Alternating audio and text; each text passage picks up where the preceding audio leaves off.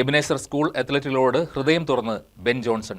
80കളിലെ sprint ഇതിഹാസം Ben ജോൺസണാണ് Veettoor Ebenezer higher secondary സ്കൂളിലെ കുട്ടികളുമായി സംസാരിച്ചത്.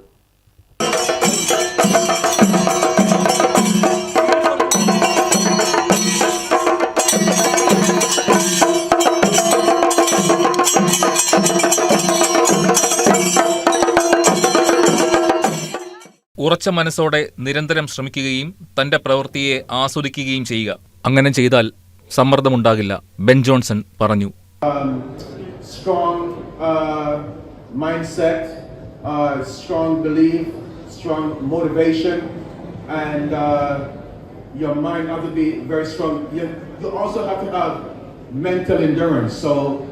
So as you go along through life, not only in track and field, but everyday life as you go along, this also will help you through life to cope with problems or continue and just moving forward. So track and field is the master of all sports.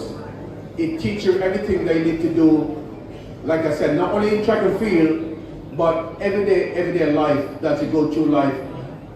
And then you can reflect back on what track and field teach you to go along through life. മുൻപിലിരുന്ന Ebenezer സ്കൂളിലെ വിദ്യാർത്ഥികൾ അടക്കമുള്ള സദസ്സ് ആ വാക്കുകൾ കോരിത്തരിപ്പോടെ കേട്ടിരുന്നു.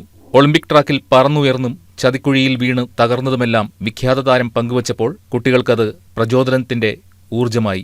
1988 soul ഒളിമ്പിക്സിൽ 100 metre ഓട്ടത്തിൽ 1ാം സ്ഥാനത്തെത്തിയതിന് പിന്നാലെ വൈദ്യപരിശോധനയിൽ പിടിക്കപ്പെട്ട കാലം ബെൻ ജോൺസൺ ഓർത്തെടുത്തു.